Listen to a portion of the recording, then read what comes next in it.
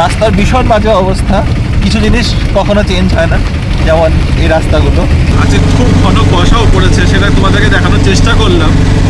এখানে যে সব দুজনে মাথা মুড়ি দিয়ে বসে রয়েছে। ফাইনালি বাড়িতে আসা হলো।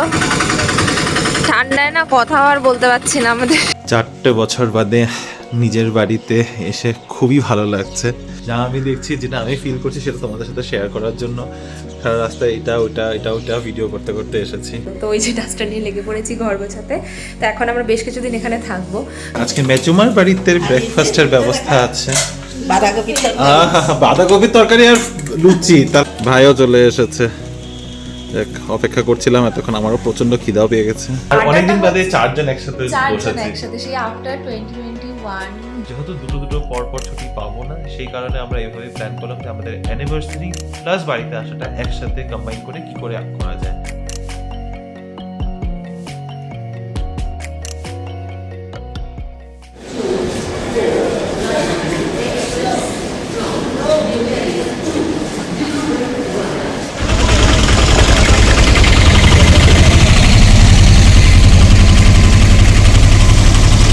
तो आगे बैठा ले हम अपने।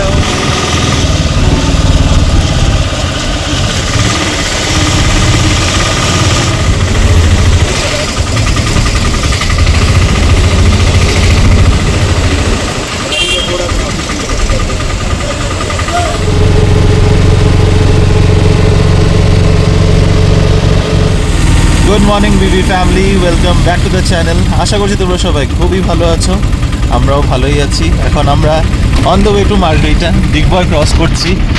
রাস্তার ভীষণ বাজে অবস্থা, কিছু জিনিস কখনো চেঞ্জ হয় না, যেমন এই রাস্তাগুলো, কিন্তু ভিউটা খুবই ভালো লাগে। দুটো ছোটো ছোটো পাহাড়ের মাঝে দিয়ে যাচ্ছি, কিন্তু এখন প্রচণ্ড ধুলা। আই থিঙ্ক রাস্তা বানানোর কাজ, কনস্ট্রাকশনের কাজ চলছে। তো চলো, ঠিক আছে, এবার বাড়ি কি একদম মার্গেরিটা পৌঁছে তারপরে কথা হবে তোমাদের সাথে।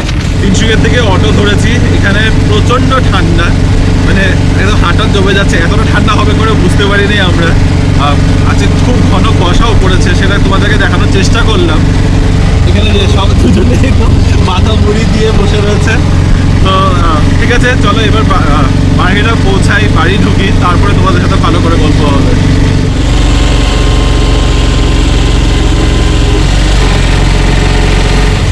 ঢুকে পড়লাম আমরা মার্গেরিটাতে। এখন দিহিং নদী পার করছি। এই নদী পার করা মানেই আমার জন্য বাড়ি চলে এসেছি। ব্যাপার বেশ সুন্দর সাজিয়েছে তো, রিপাবলিক ডে সাজ। রাতেরবেলা দেখতে বেশি ভালো লাগবে।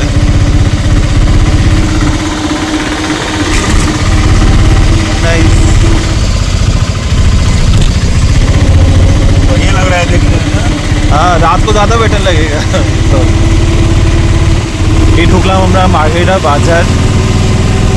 বাজার পার করে তারপরে বাড়ির দিকে টার্ন নেব। এটা হচ্ছে এএসটিসি বাস স্টপ।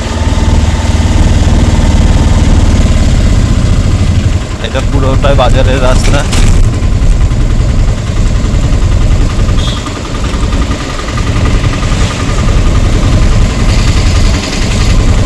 এদিক থেকে বাঁ দিকে গিয়ে আমাদের বাড়ি। आगे से राइट ले लीजिए।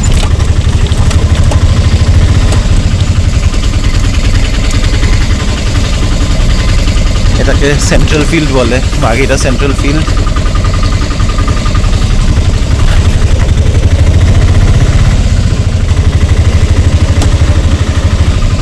বাড়ির রাস্তায় চলে এলাম।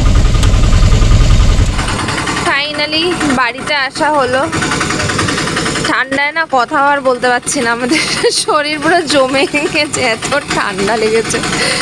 এনিওয়েজ, এই ঠান্ডাটা এনজয় করতেই আসা এখানে। এখন দৌড়ে দৌড়ে যাচ্ছে বাড়িতে।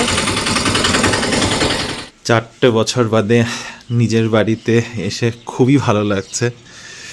আসা হয় না, কেন আসা হয় না সেটা তোমরা সবাই জানো।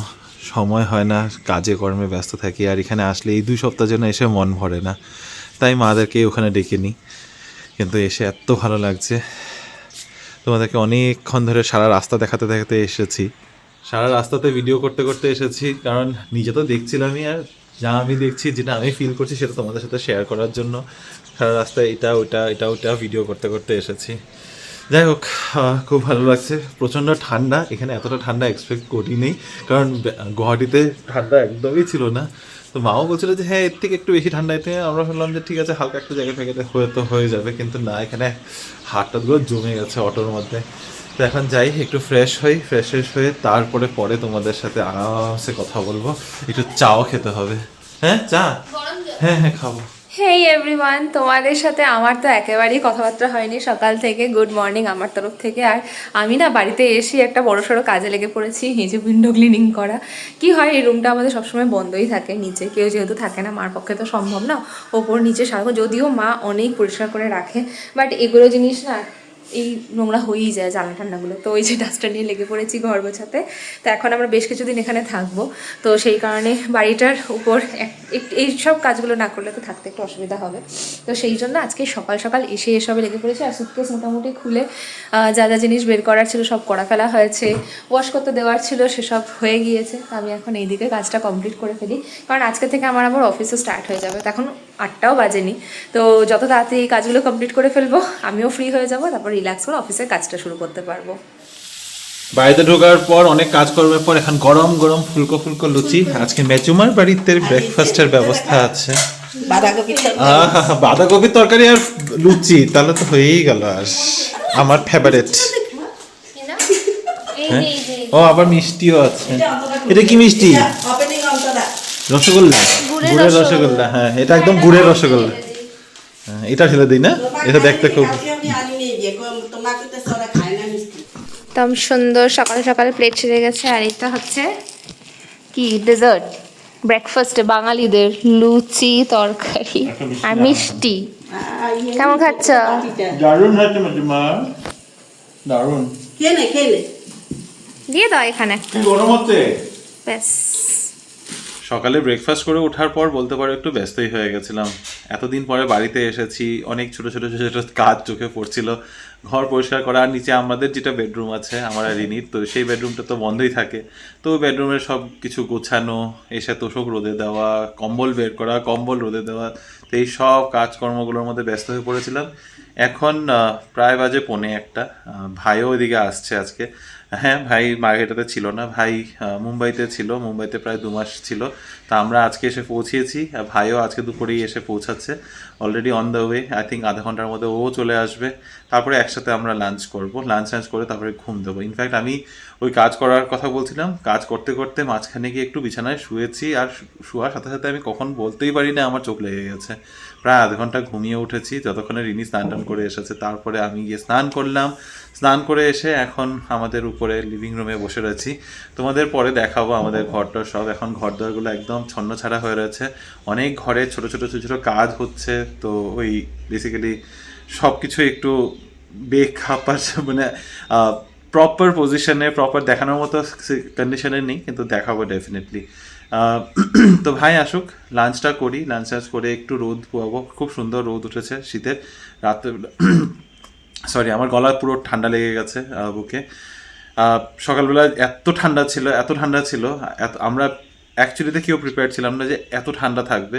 কারণ গুয়াহাটি যেরকম ওয়েদার দেখেছি, ওই দেখে একদম ভাবতেই পারি না যে এখানে এতটা ডিফারেন্স হবে। আর পুরো অটোর মধ্যে পুরো ঠান্ডাটা লেগেছে। আমার তো বাজেভাবে সর্দি অলরেডি ধরে গেছে এই ঠান্ডা গরম মিলিয়ে। তো এটা বলছিলাম আর কি, একটু ঘুমাবো, ঘুমের থেকে উঠি, একটু নিজেকে এনার্জাইজ করি, তারপরে তোমাদের সাথে ভালো করে গল্প হবে, আশপাশটা একটু ঘুরে টুরে দেখাবো। আজকে হয়তো কোথাও বাইরে বের হতে পারবো না, কিন্তু তোমাদের সাথে অনেক কিছু শেয়ার করার ইচ্ছা রইল। ভাইও চলে এসেছে, অপেক্ষা করছিলাম এতক্ষণ, আমারও প্রচণ্ড খিদাও পেয়ে গেছে। বাড়িতে আসার প্ল্যান যে আগের থেকে ছিল সেটা তোমাদের দেখিয়ে দিচ্ছি। এই কার্টেনটাও কিন্তু আমরা পাঠিয়েছিলাম, বলেছিলাম না তোমাদের যে অনেক প্যাকিং চলছে, অনেক কাজকর্ম আছে, তো এই কার্টেনটাও এসেছে আমাদের।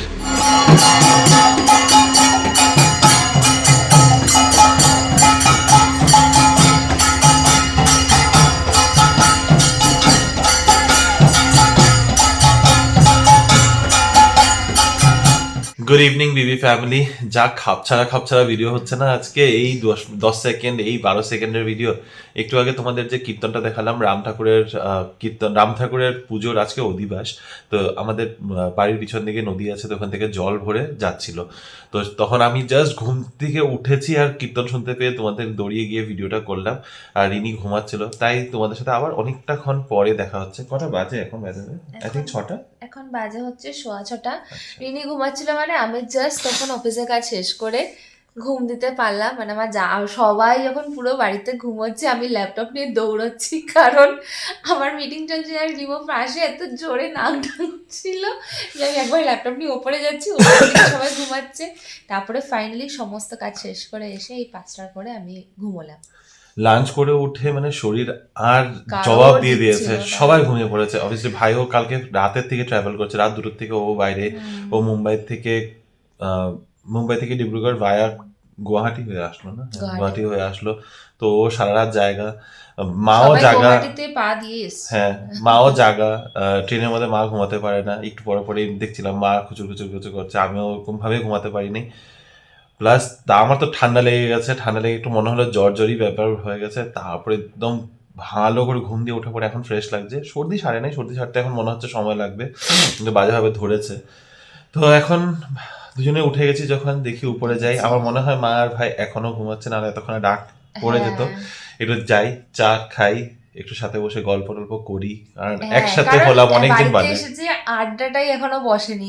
দুপুরে ভাই আরে তোমার অফিস আমার অফিস। ও একবার নিচে এসেছিল না, লাঞ্চ করে একবার নিচে এসেছে। কতক্ষণে মিটিং, মানে যেটা হয় আমরা বাড়িতে আসলে সবাই একসাথে হলে প্রচুর আড্ডা হয়। আর অনেকদিন বাদে 4জন একসাথে বসেছি, একসাথে, সেই আফটার 2021 এই বাড়িতে। 2023, হ্যাঁ 2020 এই বাড়িতে 2021 এর পর। 2021 এর পরে আর মা ওরা গেছিল 2023 তে। তো সেটা তো আলাদা, বাট আড্ডাটা হচ্ছে ইম্পর্টেন্ট। আড্ডাটার পরে বাকি সবকিছু হবে যখন হওয়ার। বিকেলের পর এখন রাত 10:15টার সময় আবার তোমাদের সাথে কথা বলছি। সত্যি আজকে যা ব্লগ হচ্ছে না, নিজেরাই কথা বলেই যাচ্ছি, গল্প করেই যাচ্ছি, আর তার মধ্যে তোমাদের সাথে যখন হঠাৎ করে তোমাদের মুখোমুখি হয়ে আসছি। যাই হোক, এখন 10:15টার সময় এই হলো মার্ঘেরিটার আবহাওয়া। হালকা ঠান্ডা আছে, অ্যাকচুয়ালি না হালকা না, বেশ ভালোই ঠান্ডা আছে, মুখ দিয়ে ধোঁয়া বেরোচ্ছে। আর কিন্তু পরিবেশটা একেবারেই নির্ঝুম, লোকজন সব, যেহেতু ঠান্ডার দিন এখানে এরকমই হয়। প্রায় 8টার পর থেকে আর লোকজনকে রাস্তায় দেখা যায় না, গাড়ি ঘোড়ারও আওয়াজ একদম কম শুনতে পাবে। সেই বিকালে তোমাদের সাথে কথা হয়েছে, আর এখন না বলতে পারো অনেকটা রাত হয়ে গেছে, প্রায় 11টা বাজতে চলছে। আর আমরা চলে এসেছি নিচে, ওপরে গিয়েছি 11টা বেজেও গেছে, আমি আর ঘড়িটাও দেখিনি। তো ওপরে গিয়ে তো আড্ডা হলো, কফি টফি খাওয়া হলো, ডিনারও করা হলো, কিন্তু কিচ্ছু ব্লগ করিনি আজকে। জাস্ট ক্যামেরাটা না ধরতে ইচ্ছা করছে না, অনেক দিন বাদে বাড়ি এসেছি তো আমরা, তো ওই বলতে পারো গল্প আড্ডার মধ্যে দিয়ে যাচ্ছে, একটু শুয়ে বসেই রয়েছি। ক্যামেরা ধরে তোমাদের সাথে যে কিছু মোমেন্টস শেয়ার করব সেটা আর হয়ে উঠছে না, বাট তোমাদের কমেন্টসগুলো আমরা কন্টিনিউয়াসলি পড়ছি, এবং সেগুলো নিয়ে আমরা নিজেদের মধ্যে আলোচনাও করছিলাম যে তোমরা এতটা ভালোবাসা আমাদের ভিডিওগুলোকে দিচ্ছ, তার জন্য অনেক thank you. By the way, তোমাদেরকে আলাদা করে থ্যাংক ইউ জানানো হয়নি for lots of wishes, lots of love, যেটা তোমরা আমাদের উপরে দিয়েছো আমাদের দুজনের অ্যানিভার্সারিতে। তো সেটার জন্য অনেক থ্যাংক ইউ। এভাবেই পাশে থেকো, এভাবেই ভালোবাসা দিও। আশা করি আমরা সবাই মিলে অনেক এগিয়ে যেতে পারবো। আর এখন ভাবছি তোমাদের কিছু কমেন্টস, যেগুলো তোমরা প্রচুর কোয়েশ্চেন্স করছো, সেগুলো আমরা রিপ্লাই দিয়ে উঠতে পারছি না। তো চট করে একটা আড্ডা মেরে নেওয়া যাক নাকি? হ্যাঁ, করা যায় যদি তোমার কাছে টাইম থাকে। কারণ রিমো কিন্তু একটুখানি ডাউন আছে আজকে, ওর আজকে একটু গাটা ম্যাচ করছে। ও যারা 2বার প্যারাসিটামল চার্জ করেছে আজকে, তো ওকে আমি বেশি কথা বলাবো না। না কোনো অসুবিধা নেই, আমার গলা জাস্ট বসে যাচ্ছে।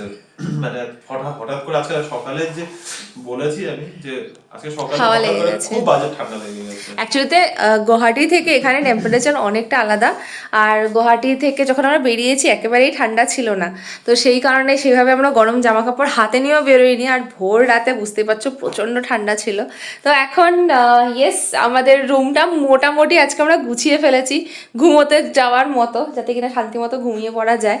তো সেই রকমের গোছানো হয়ে গেছে। তবে নেক্সট কিছু দিন আমাদের ভীষণ এক্সাইটিং কাটতে চলেছে, অনেক কিছু প্ল্যানস আছে, তো সেগুলো তোমরা দেখতেই পাবে। এখন আমরা কমেন্টসগুলো নিয়ে একটু চট করে আড্ডা মেনে নিই তোমাদের সাথে। বসে গেছি কমেন্টের পর্ব নিয়ে। তবে কমেন্টসগুলো পড়ার আগে জাস্ট একটা ছোট্ট ইনফরমেশন তোমাদের সাথে শেয়ার করতে চাই। একটু আগে খবরে শুনলাম বা খবরে পড়লাম যে অরিজিৎ সিং নাকি প্লেব্যাক সিঙ্গিং থেকে রিটায়ারমেন্ট নিয়েছে। শুনে খুব আজীব একটা ফিলিং হলো, কারণ ওর গান তো এখন প্রতিটা সিনেমা প্রতিটা অ্যালবামেই একটা স্টেপল হয়ে গেছে। ও গান গাইবে না এটা ভেবে একটু আশ্চর্যই লাগছে। তবে ও মিউজিক কম্পোজ করতে কন্টিনিউ করবে বলেছে, দেখা যাক। তোমাদের কি অপিনিয়ন এটা নিয়ে জানিও। তবে কমেন্টের পর্বতে ঝটপট ঢুকে যাচ্ছি। প্রথম কমেন্ট আজকে লিখেছে পুরোনো দিনের কথা, মানে লিপিকা আন্টি লিখেছে, সিমলা কাশ্মীর যেতে পারতে, গুয়াহাটি থেকে শিলং যে কোনো সময় যেতে পারতে। কেন যেতে পারতাম? আই থিঙ্ক তুমি অ্যান্সারটা পেয়ে গেছো। তোমাদের অলরেডি আমরা মানে এই নিউজটা শেয়ার করেই দিয়েছি। এখন আমরা বাড়িতেই আসার প্ল্যান করছিলাম, আমাদের ক্রিসমাস নিউ ইয়ারের সময় বাড়িতে আসার প্ল্যান ছিল। তারপরে যেহেতু দুটো পর ছুটি পাবো না, সেই কারণে আমরা এভাবেই প্ল্যান করলাম যে আমাদের অ্যানিভার্সারি প্লাস বাড়িতে আসাটা একসাথে কম্বাইন করে কি করে করা যায়। তাই আমাদের অ্যানিভার্সারি ট্রিপটা এবার আমরা শিলংয়ে প্ল্যান করলাম। নেক্সট লিখেছে পল্লবীদি, আরে দারুণ, Shillong is my birth place and মামার বাড়ি as well, enjoy to the fullest, waiting to relive those special places through your blog. আশা করছি রিলিভ করাতে পেরেছি। আমাদেরও খুবই ভালো লেগেছে। Shillong trip was one of the best trip that we had so far. খুব বেশি আমরা ট্রাভেল করিনি, বাট যতটুকু করেছি তার মধ্যে শিলংটা খুব ভালো কেটেছে। তো রিনির সেকেন্ড টাইম ছিল, ও ছোটবেলায় একবার গেছে, আর আমার জন্য শিলং এর ফার্স্ট টাইম এটা। সো বাট মানে অ্যামেজিং এক্সপিরিয়েন্স ছিল। আমরা ব্যাঙ্গালোরের বাঙালি। আচ্ছা, আন্টি লিখেছে, আসাম গেলে কিন্তু নিজের বাড়িতে যাচ্ছ না, গেলেই পারতে একবার, মা বাবা আছেন তো তাই, ওনাদের তো খারাপ লাগে 4 ইয়ার্স যাওনি। আমি এটা আর রিপ্লাই দিতে চাইছি না, মানে ওকে। তোমার কমেন্ট আমরা আগেও পড়েছি, বাট আর কোনো উত্তর দিইনি, কারণ এই যে উত্তরটা এখানে আমরা বাড়িতে বসে আজকে তোমার কমেন্টটা পড়ছি।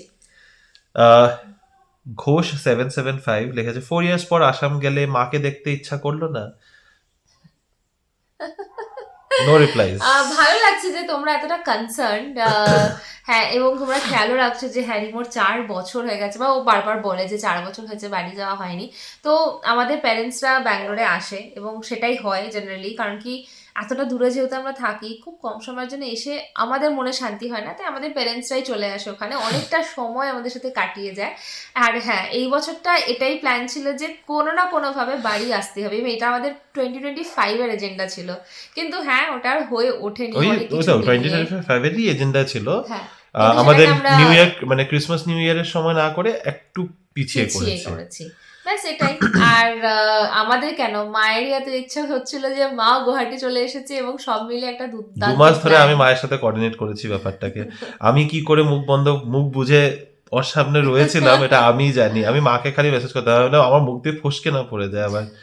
যাই হোক, রেশমি লিখেছে, ইস শিলং যাবে যদি জানতাম, আমারও ইচ্ছে হচ্ছে যদি আমিও থাকতাম আমাদের বাড়ি যেতে পারতে।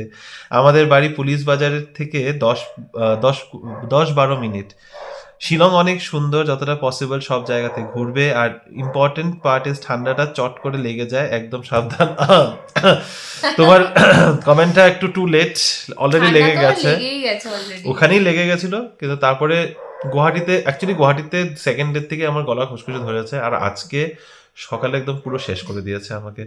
বাট নো ওয়ারিজ রেশমি, তোমার সাথে আমাদের এখানেই দেখা হবে মার্ঘেরিটাতে, তুমি মার্ঘেরিটাতেই আছো। আর thank you for the invitation, সেটা নিয়ে আর পরে বাকি ডিটেলসে পরে কথা হবে। আনন্দম দাশগুপ্তা লিখেছেন, hopefully my selection was the nearest, consolation প্রাইসটা পাঠিয়ে দিও, তোমরা অনেক ছোট তাই তুমি বললাম, please don't mind, no worries, খুব আনন্দ করে বেরাও। একদম, তোমরা সকলে আমাদেরকে তুমি করেই বলো প্লিজ, আমরা ওই আপনি বা অন্য কিছু শুনতে চাই না, তুমি করেই বেশি আপন মনে হয়। অমৃতা লিখেছে, you guys took me back home in imagination, Guwahati Shillong is love. Shillong পুরো শহরটাই ফ্যারি টেলের মতো সাজানো, সবার ঘরের সুন্দর সুন্দর ফুল গাছ।